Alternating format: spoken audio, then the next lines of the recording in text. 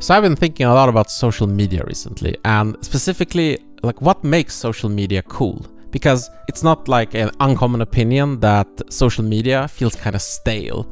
All the different platforms are copying each other. Vine is copied by Musical.ly, Musical.ly is copied or sold to TikTok, Meta copies TikTok with Instagram Reels. It's just a never-ending circle of recycling the same features. And it also seems like a lot of platforms are removing any unique features. For example, Twitter has been removing their character limit. And in general, it just feels like there's very little innovation going on right now. And after thinking about this for a long time, I think that the actual lack of constraints is the problem, because constraints can actually be features. So like I mentioned with Twitter, in the beginning, Twitter could only have 140 characters, and that didn't come from some sort of desire to be special. It came from text message limits. You know, you could only have a message that was 140 characters, and then later they updated it to 280 characters. And now, you know, we all know what happened to Twitter after that. Those 140 characters made Twitter super unique, and it shaped a lot of Twitter's identity. When you only have 140 characters to work with, you know, it really forces your creativity.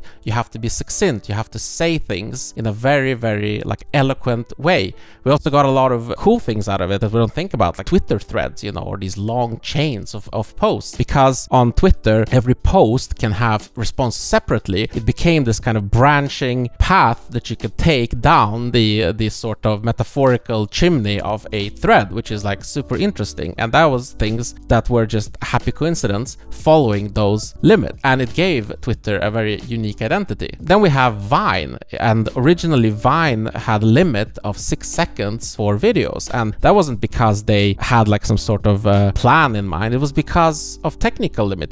Because when Vine launched in 2012, you know, our phones looked quite a bit different than they look now, and there were a lot of limitations on how much data we could use and so on. But despite that, you know, Vine created a whole new entertainment form that directly led to the TikTok of today. While TikTok, you know, evolved and allows now for longer and longer videos, it has still kept the short form DNA that Vine originally pioneered due to that technical limitation. But it's not all bleak. I mean, there are a few apps that have come out recently that actually try to play with this idea of constraints. For example, the BeReal app, where the concept is that you get a notification once a day and you're supposed to snap a photo of whatever it is you're doing at that time. And it's a random time every day, and there's no filters or anything. So this is perfectly encompasses this idea of constraints, because there's no technical reason to have this, but you can see how easily it breeds creativity. You know, it's just a cool thing, and it also makes you feel like you're part of a bigger collective. And then we have Slowly, which is a pen pal app. And the unique thing about Slowly is that the letters you send to your pen pals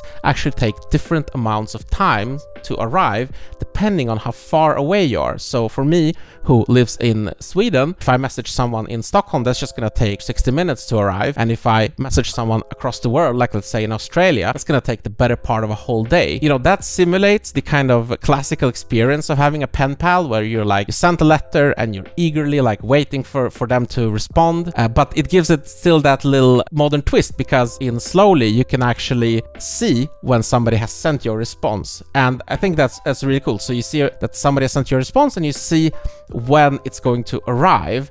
So then you're just sitting and, you know, you're just waiting for that message to arrive, and that's just a really nice feeling. And it also, I think, does another thing, which is communication today is so stressful. You know, like you're supposed to be online all the time, you're supposed to respond to people immediately, and Slowly does such a good job of kind of taking a step back from that, because you know that if you're writing to someone who's far away, you write a letter, and then it's gonna be like a day or two before you get the response at the earliest, and that is just such like a relaxing feeling. And I do really like how they played with constraints. But I think it's not for everyone. I remember I was on the Slowly reviews page on the App Store, and there were actually quite a lot of people complaining. They're saying like, you know, I don't get it, like why doesn't messages just send right away? But I feel like I really think that some people are gonna miss the point of that. They're not gonna understand. But I think a lot of people think that stuff like this is fun and creative. And so I really hope that we see more of these platforms in the future. They're not all gonna be the next Facebook, right? Like BeReal or Slowly, it's not gonna be the next Facebook.